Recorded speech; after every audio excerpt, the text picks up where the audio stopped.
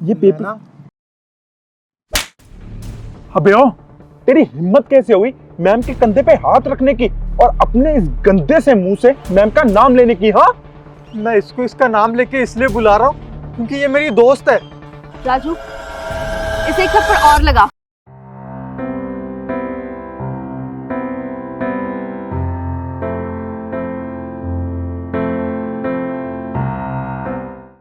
लगता है शायद अपनी औकात भूल गया है। ये क्या बोल रही हो तुम? अबे ओ, मैम ना आईएएस ऑफिसर है तो इनको मैम बोल, मैम, समझा? IAS officer? जी हाँ, आईएएस ऑफिसर। और दूसरी बात, मेरा नाम लेना बंद करने तो इतने थप्पड़ मरवाऊंगी ना कि तू गिनती भूल जाएगा। पर नैना, तुम तो पढ़ाई में भी कमजोर थी, तो फिर तुम्हें ये आईएएस की पोस्ट कैसे मिली?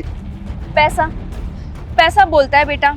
मेरे पास थे, मैंने खरीद ली कुर्सी, और अब उस कुर्सी पे बैठे बैठे मैं पैसा ही छाप रही हूँ।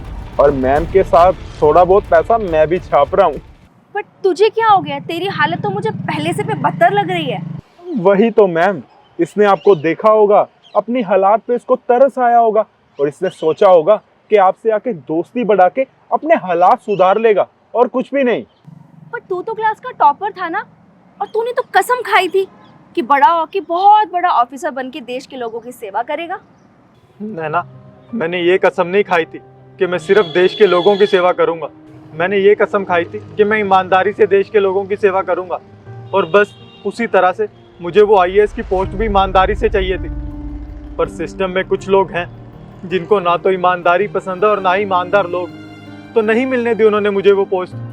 फिर मैं अपने गाँव वापस आ गया। सही है, वैसे अच्छा डिसीजन लिया, क्योंकि तुम जैसे लोग ना, या मैं यूं कहूँ कि तुम जैसे बैल बुद्धि लोग ना खेतों में हल चलाते हुए अच्छे लगते हो, आईएएस बन के घूमते हुए नहीं। अबे ओ, चल अब निकल यहाँ से, बैल बुद्धि।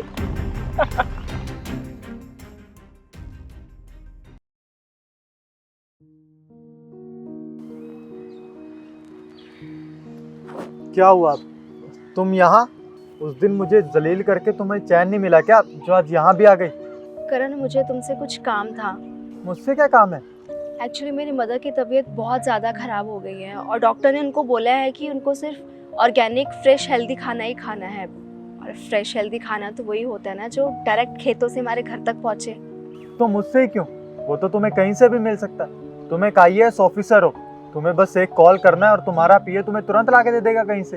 तो मेरे पास आने की क्या जरूरत थी? मैंने भेजा था अपने पीए को, लेकिन किसानों ने बोला कि वो अपनी फसल के कीड़े मारने के लिए पेस्टिसाइड्स का इस्तेमाल करते हैं, जो कि बिल्कुल भी ऑर्गेनिक नहीं है।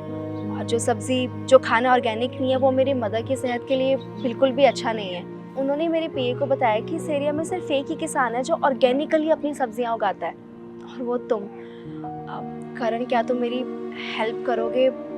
क्या मेरी मदर के लिए तुम? ठीक है, तुम्हें जो भी चाहिए मिल जाएगा। अपना एड्रेस बताती जाना, सुबह शाम तुम्हारे घर पे फ्रेश सब्जियां भिजवा दिया करूँगा। Thank you.